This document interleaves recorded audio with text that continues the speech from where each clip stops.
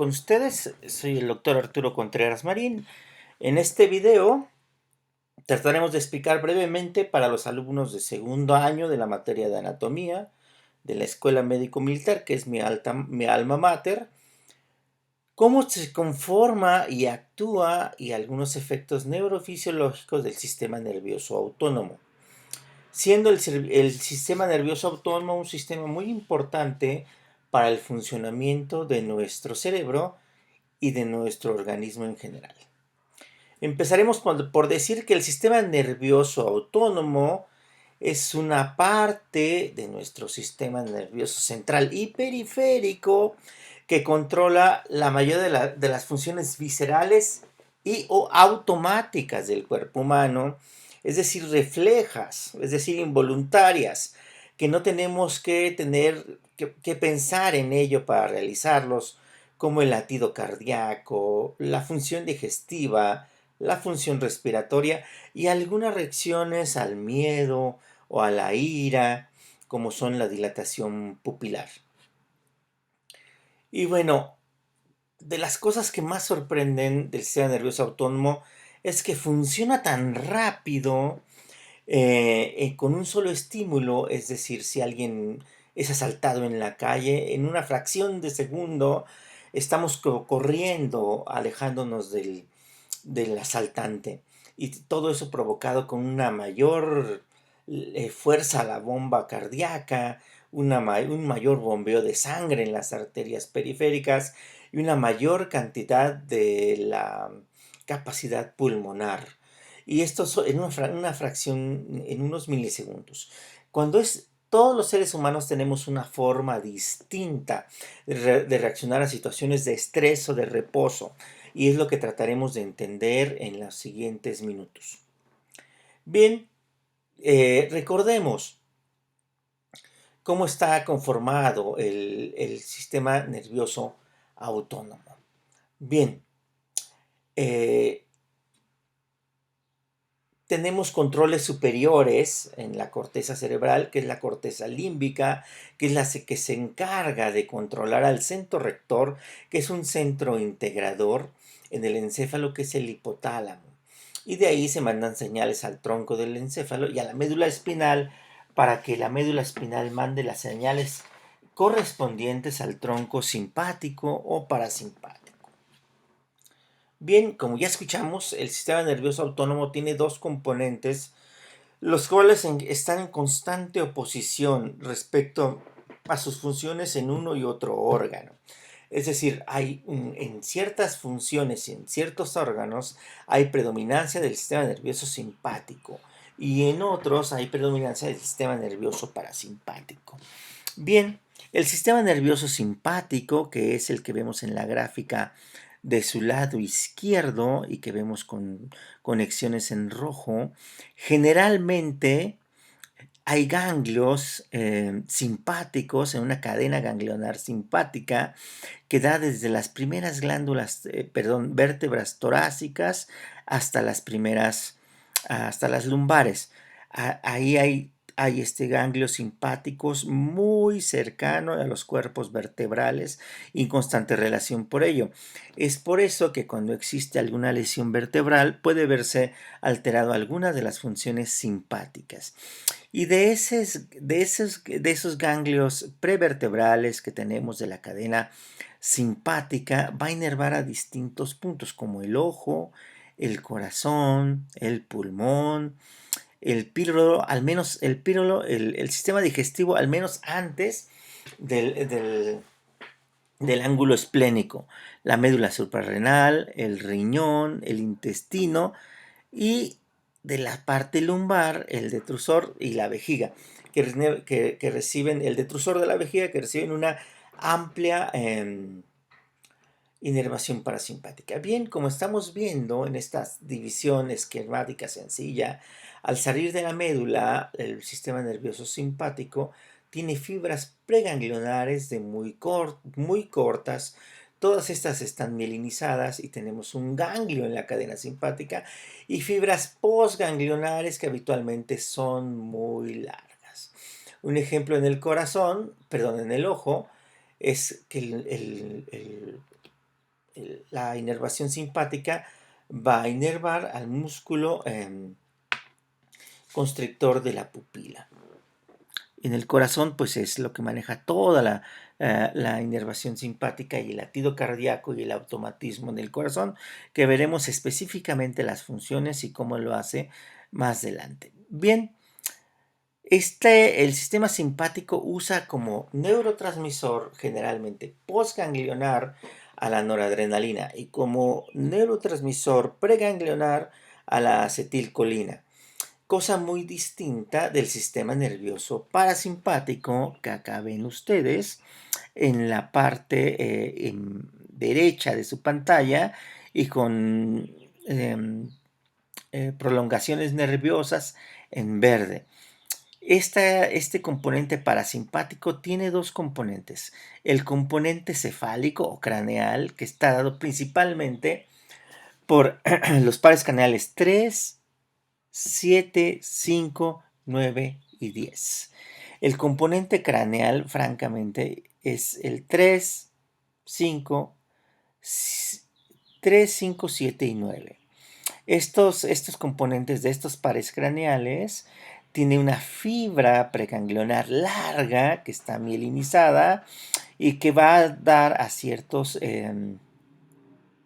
ganglios, que son el ganglio ciliar, que todos están dentro del cráneo, el ganglio esfenopalatino, las glándulas lacrimales, glándulas nasales, y tiene una fibra postganglionar muy corta y muy cercana. Es decir, la diferencia entre el simpático es que el ganglio está muy, muy alejado del órgano inervado y el parasimpático está muy cercano. Es decir, las fibras postganglionares del sistema nervioso simpático son muy largas y las parasimpáticas son muy cortas. Otra diferencia específica es que este sistema usa siempre como neurotransmisor a la acetilcolina, ya sea en fibras nerviosas preganglionares o posganglionares. Y tenemos otra parte del componente craneal, que es el nervio vago, el 10º par craneal, que le da inervación a todas las funciones viscerales, inervación parasimpática al corazón, al estómago, al píloro y al colon, al menos antes de la flexura esplénica.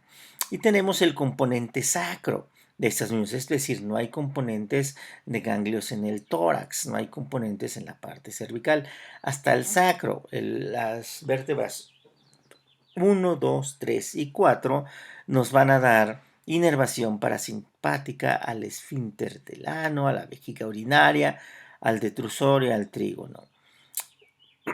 Y al intestino después de la flexura esplénica.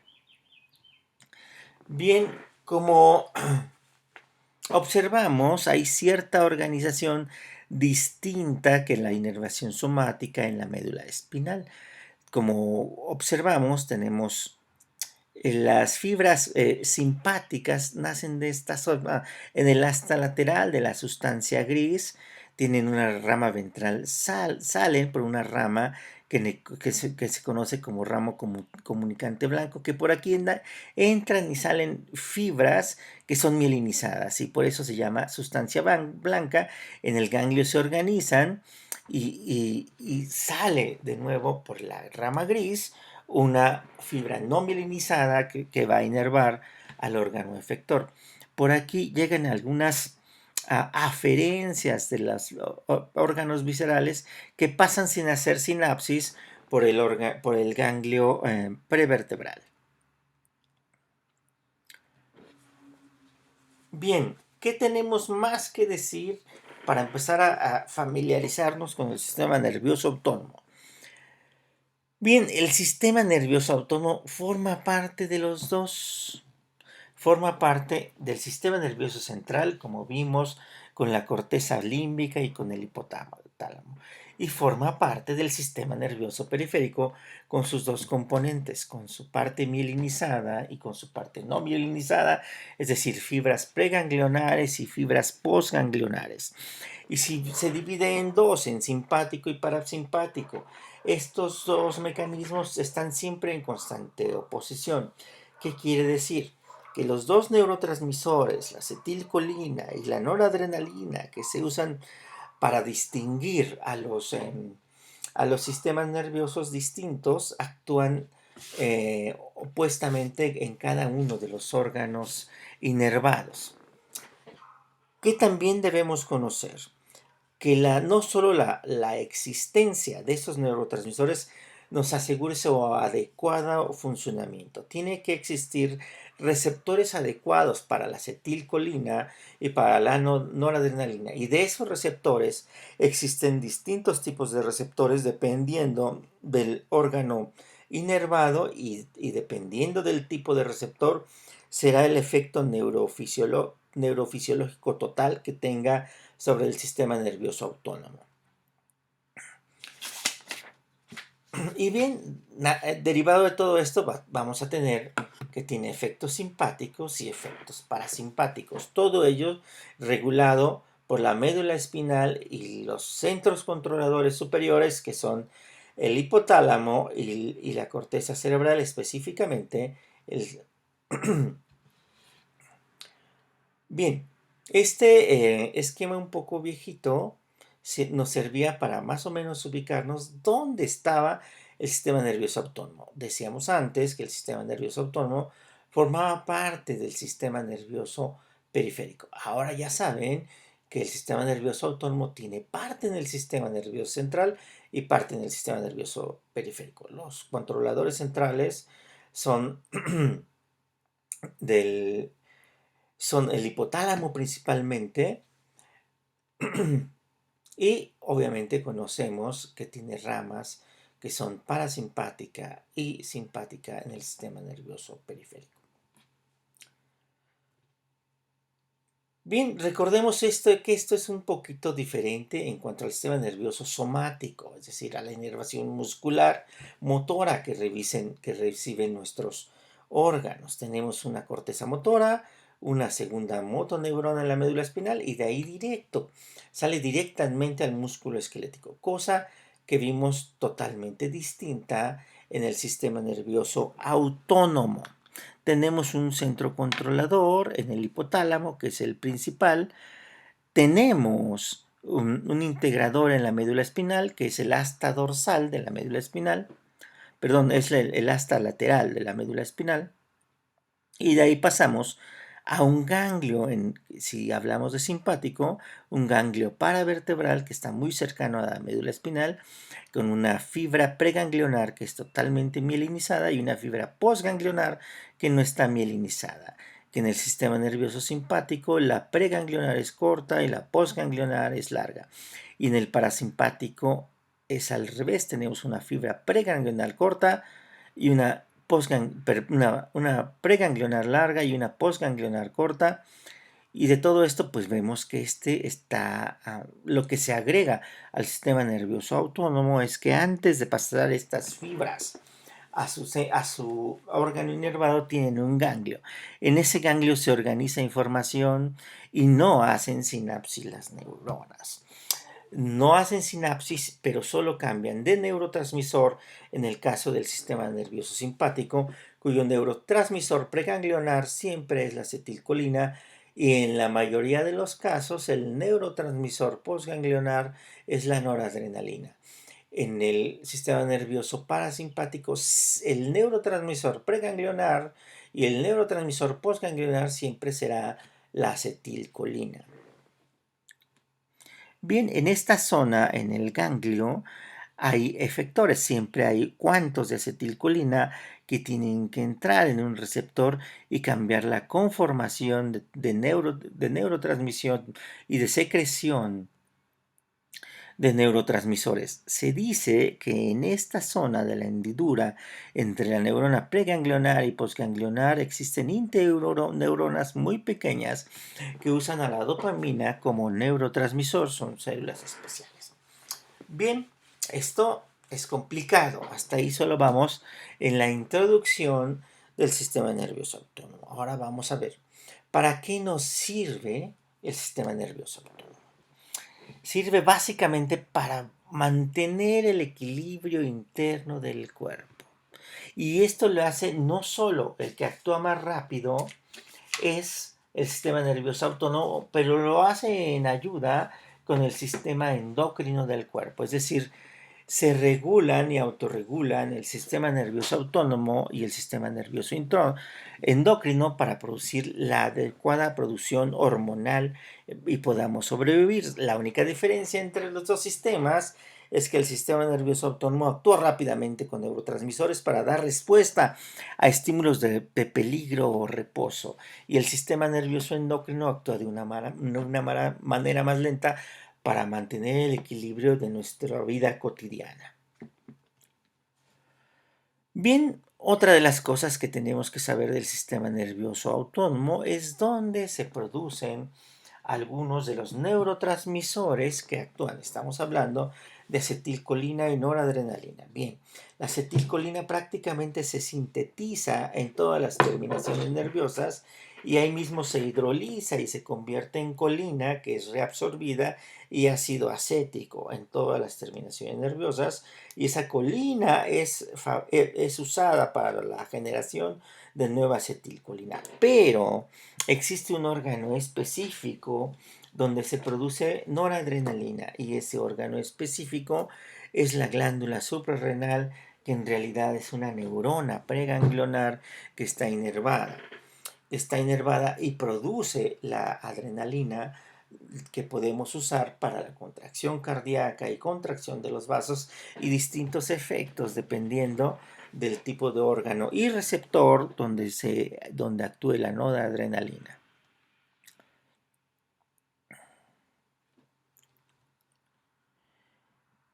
Bien, este es un ejemplo de cómo actúa en coordinación el sistema nervioso autónomo y el sistema nervioso endocrino, con unas respuestas en el caso del sistema nervioso autónomo muy rápido, y en caso del sistema nervioso, perdón, el sistema endocrino es una respuesta más lenta.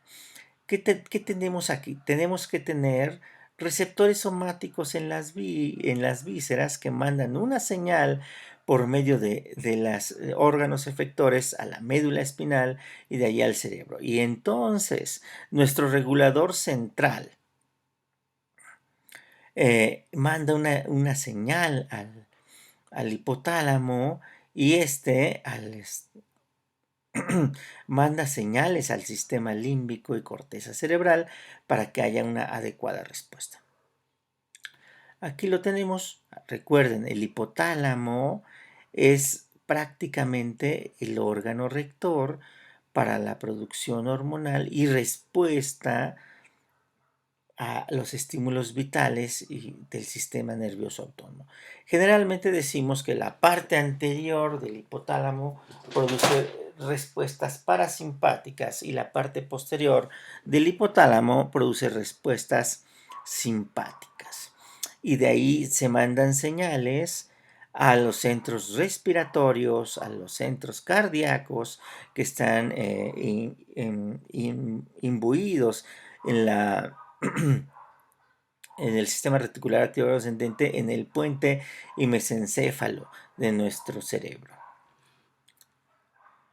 Bien, y aquí sería un ejemplo de cierta integración neurohormonal que ocurre entre el sistema nervioso autónomo y el sistema nervioso endocrino. Es decir, tenemos frío y nuestros receptores en los vellos lo captan, mandan una señal a la médula y está el cerebro, y entonces el sistema nervioso autónomo produce vasoconstricción para no perder tanto frío. Pero también el mismo hipotálamo le ordena a nuestro hipófisis que produzca hormonas tiroideas para producción de calor. Es el ejemplo más sencillo de la integración neurohormonal que ocurre manejada y regulada por nuestro sistema nervioso autónomo. Y también tenemos obviamente la respuesta al estrés, que como vemos está manejada por adrenalina, por el sistema nervioso simpático. Si nos espantamos, ¿qué pasa? si nos están asaltando, si alguien nos amenaza con una pistola, si chocamos. ¿Qué pasa? Se manda una señal al cerebro de que estamos en peligro y este responde con aumento de la presión arterial, aumento de la frecuencia cardíaca, aumento de la glucemia y aumento de la sudoración que nos pone en este nombre que se conocía antes al sistema nervioso simpático, en un sistema de huida, queremos escapar.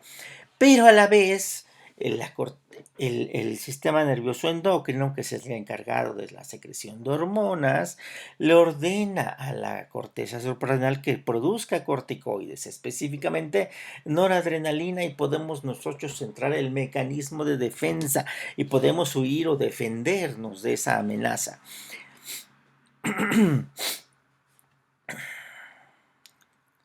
Bien, como ya lo habíamos visto en toda esta introducción, el neurotransmisor inicial de todas las fibras preganglionares en el sistema nervioso simpático y parasimpático siempre será la acetilcolina, como se nota aquí. Y siempre va a haber receptores de acetilcolina que pueden ser, básicamente los principales son de tipo nicotínico. Esto es que responden específicamente a la nicotina y que nos da un mecanismo especial en respuesta a la acetilcolina. Y también existen para receptores de acetilcolina de tipo muscarínico. También existen en el ganglio, no solo en el órgano efector, tienen efectos distintos. La acetilcolina nos da una despolarización rápida y, la, y, la, y los muscarínicos nos dan una despolarización lenta, pero también un tipo especial de receptor muscarínico nos da una hiperpolarización. Y para el sistema nervioso simpático tenemos que el neurotransmisor postganglionar será siempre la noradrenalina y habrá distintos tipos de receptores antialergénicos que generalmente están subdivididos en beta y alfa, con distinto tipo de reacción a la noradrenalina dependiendo de en qué órgano se encuentra.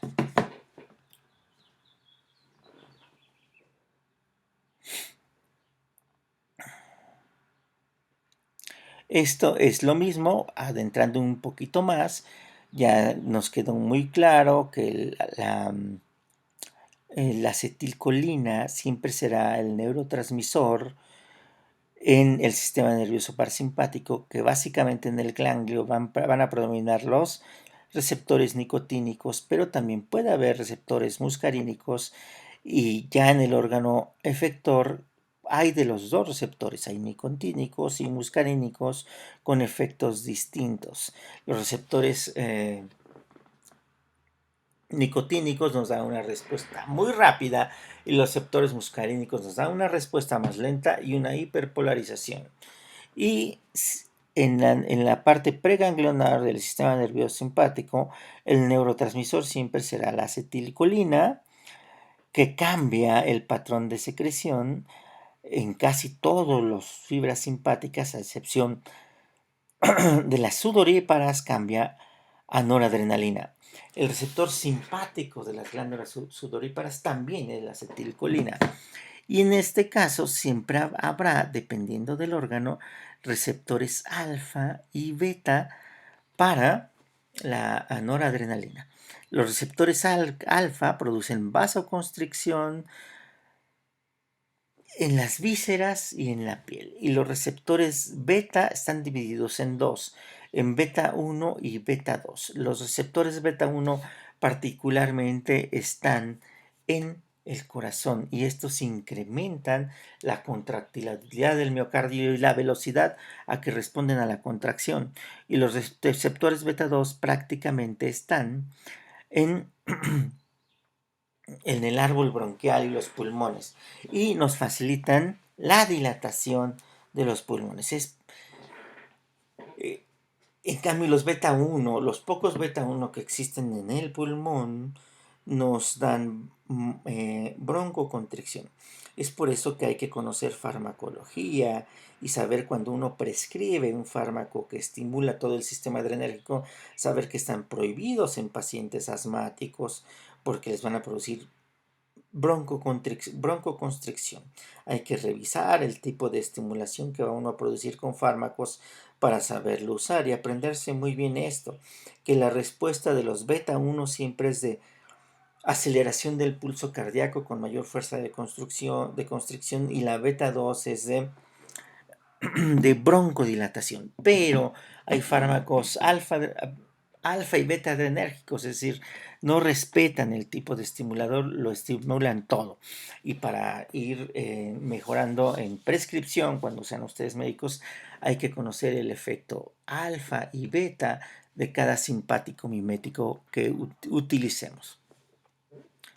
Bien, como ya les dijimos, existen para la acetilcolina receptores nicotínicos. ¿Dónde están estos? En los ganglios autónomos, a nivel de la sinapsis entre las neuronas preganglionares y posganglionares del sistema nervioso autónomo.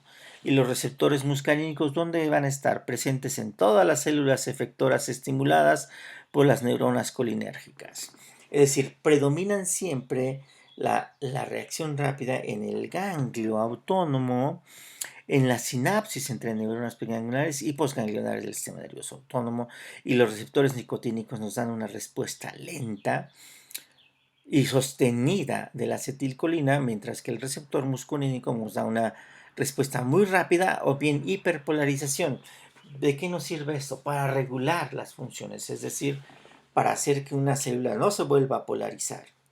Y la recepción rápida, la acción rápida está dada para secreción de nuevos neurotransmisores, ya sea nueva acetilcolina o nueva noradrenalina. Aquí, para reforzar, los receptores nicotínicos, recuerden ustedes, siempre van a estar en los ganglios autónomos, es decir, ya sean en la cadena paravertebral, en el caso del sistema nervioso simpático, o bien muy cerca del órgano inervado, donde hacen sinapsis la neurona preganglionar y posganglionar, y siempre va a haber muscarínicos en el órgano efector, sin que deje de haber receptores nicotínicos con diferente tipo de efecto. El receptor para la acetilcolina, es decir, la llave donde entra la acetilcolina, es una proteína transmembrana en las células compuesta de 5 subunidades, que lo que principalmente produce es al despolarizarse es una entrada de sodio, con eso iniciando el potencial de acción. La manera como lo producen nicotínicos y muscarínicos es lento en el caso de los nicotínicos, rápido en el caso de los muscarínicos, y uno mixto en el caso de hiperpolarización. Es decir, ¿a qué da lugar la que se pegue acetilcolina en estos receptores?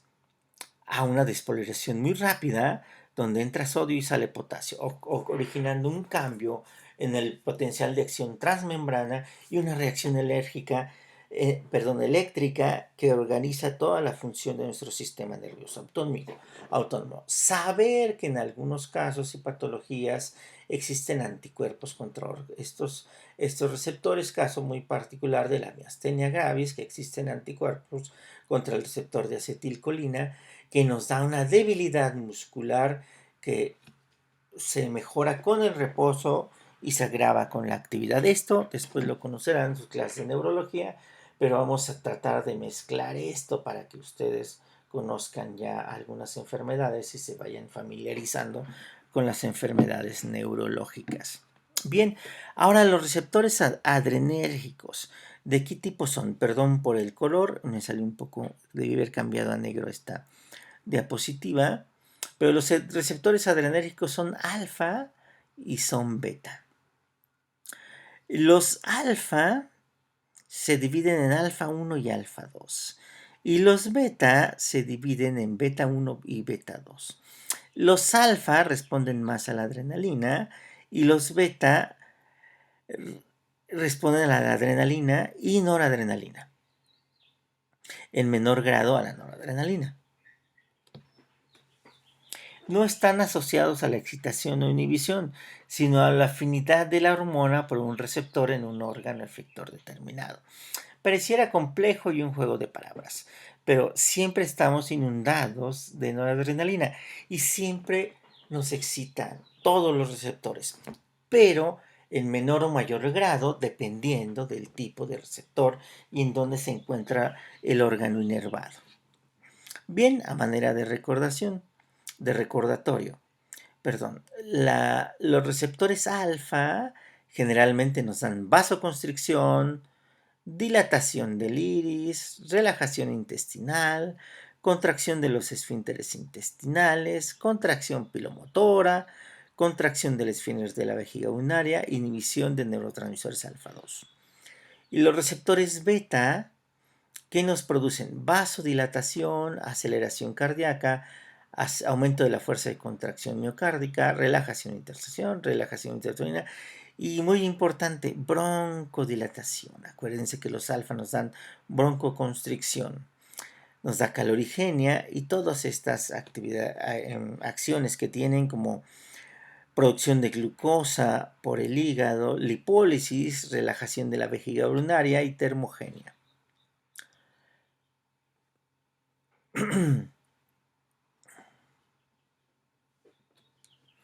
Bien, dependiendo del tipo de receptor y órgano efectuado, estamos viendo que producen efectos distintos, como se observa en esta tabla. Los arcos reflejos son distintos en el sistema somático y en el sistema nervioso autónomo. En el sistema somático se produce un arco reflejo típico en H, utilizando la sustancia gris de la médula espinal. Acá es un poco más complicado, no se produce un arco reflejo típico, sino que tiene un segundo paso en los órganos autonómicos, ya sea que se trate del órgano en la columna perivertebral y un órgano muy cercano un ganglio muy cercano al órgano inervado. Y este cambio de conformación no forma un arco reflejo típico con descarga eléctrica, sino un cambio de conformación de secreción de neurotransmisores para así organizar la respuesta al estímulo que nos está dando. Y acá tenemos bien cómo se observa en el sistema nervioso central su funcionamiento. Y el funcionamiento que vemos del lado derecho es el funcionamiento en general del sistema nervioso autónomo.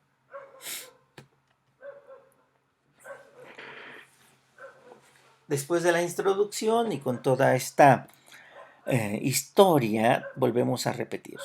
El sistema nervioso autónomo tiene dos distribuciones: el sistema nervioso simpático, que es el sistema nervioso de huida, de alerta, de despierto del ser humano, que nos acelera, que nos espanta y nos prepara para la huida. Este tiene ganglios desde la cadena cervical, torácica y lumbar, ganglios paravertebrales, donde se organiza el cambio y conformación y patrón de secreción de noradrenalina, pero también se organiza el cambio de tipo de fibra, que es generalmente desmielinizada y larga en el sistema nervioso simpático. Y tenemos la división cráneo-sacra del sistema nervioso simpático.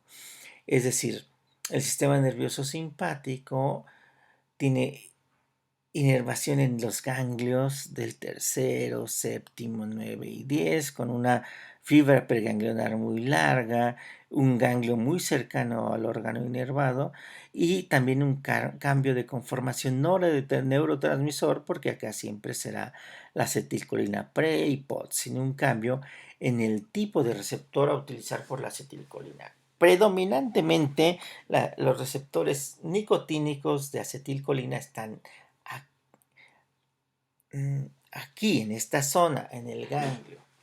Y en el órgano hay predominantemente de tipo muscarínico, sin que deje de haber nicotínicos, con esos efectos. El nicotínico nos da una despolarización lenta y sostenida, y los muscarínicos nos dan una despolarización más rápida o una hiperpolarización de la neurona. Esto para que no se vuelva a despolarizar en cierto tiempo. Y la acetilcolina tiene otro tipo de receptores que ya explicamos. Están alfa 1 en ciertos sitios, alfa 2 en otros, que generalmente solo hay alfa 2 centrales y alfa 1 siempre serán periféricos, y los beta 1 y beta 2 que vimos que los beta 1 siempre estarán en el corazón y generan mayor cantidad de contracción, y los beta 2 están en los pulmones y los beta 1 y beta 2 en los vasos sanguíneos y algunos otros órganos dependiendo, y de eso y así se regula su efecto. Estos dos sistemas siempre estarán en contraposición. ¿De, de qué se encarga de inervar el sistema nervioso simpático? Ojo, simpático. El ojo, el constrictor de la pupila. La mucosa nasal, las glándulas salivares, específicamente dos, parótida y submandibulares.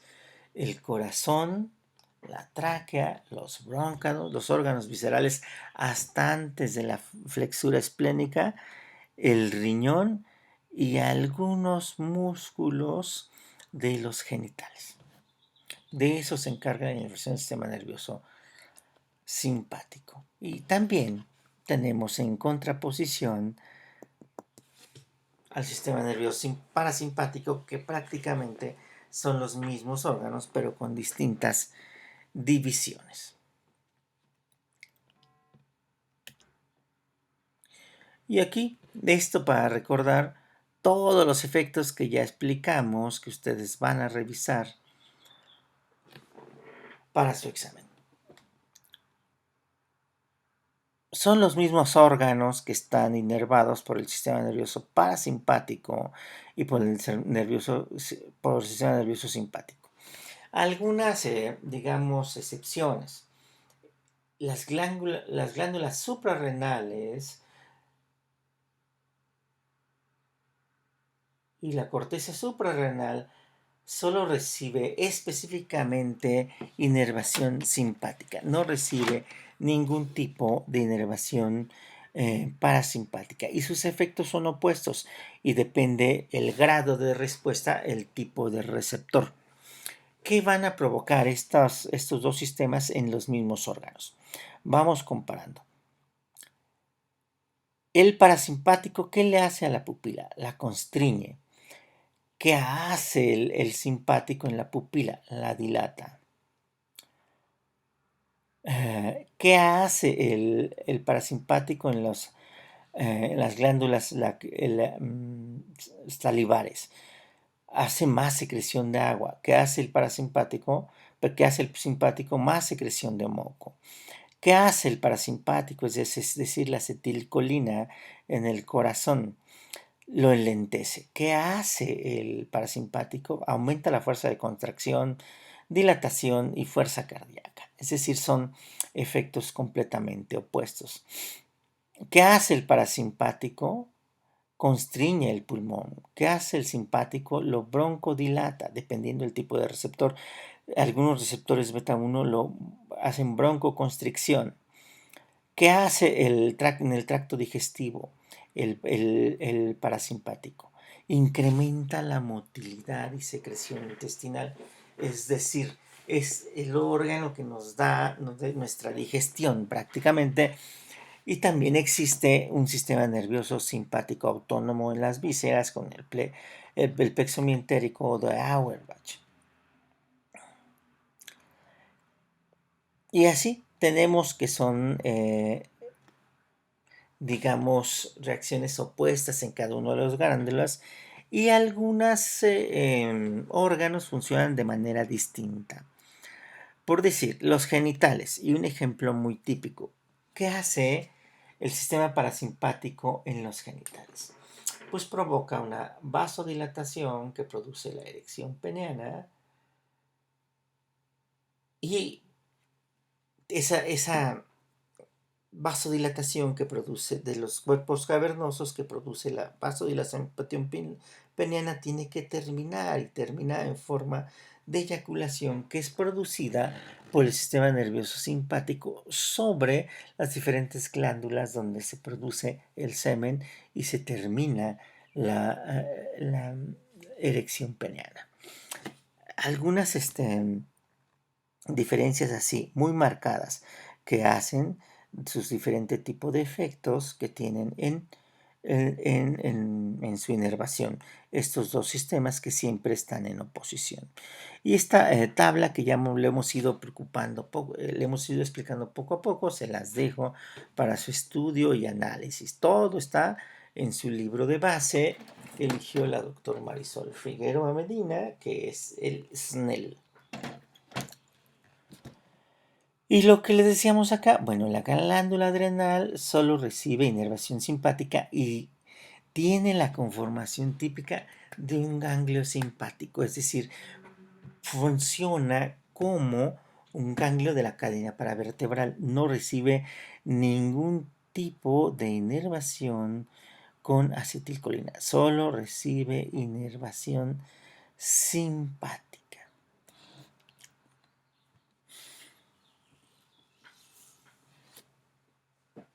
Hay otro tipo de estímulos que se reciben en el sistema simpático, como son la función de los receptores, en los receptores de estiramiento, como en el corazón, en la carótida, que al estirarse, estos órganos bajan la respuesta de contracción, ya sea del corazón o la respuesta, digamos, presora del organismo. Es decir, cuando aumenta la presión arterial acá, se manda una señal para que baje la presión arterial. Y cuando es muy intensa, un ejemplo común sería cuando estimulamos las dos carótidas al mismo tiempo y las apachurramos al mismo tiempo, aumenta la presión de estos vasos y entonces tenemos síncope. Esto por un aumento de la respuesta parasimpática. Para que nos quede claro algunos tipos de respuesta. El nervio vago es completamente parasimpático y medía la respuesta cardíaca hacia su decrecimiento, al igual que la presión arterial. Y este es un resumen de lo que les hemos dado. Vamos a empezar al revés. El sistema nervioso simpático, como se conoce como reacción de lucha-huida, es el que nos despierta, nos espanta, nos pone en alerta. Y el sistema nervioso parasimpático se conoce como el sistema de reacciones basales, como la digestión, la frecuencia cardíaca y el sueño. Y acá tenemos, sí, este es el sistema del despierto, el sistema de descanso. Los ganglios, en el caso de los paravertebrales del simpático, son pequeños. Son de gran tamaño y los ganglios parasimpáticos, que están muy cercanos al órgano efector, son pequeños. En el sistema nervioso simpático se tienen receptores alfa y beta, y de los beta, beta 1 y beta 2, también en el caso de los alfa, solo que los alfa 1 solo existen en el encéfalo. Y los receptores parasimpáticos tienen receptores colinérgicos que son de tipo muscarínico y nicotínico. Ya vimos la diferencia en las dos.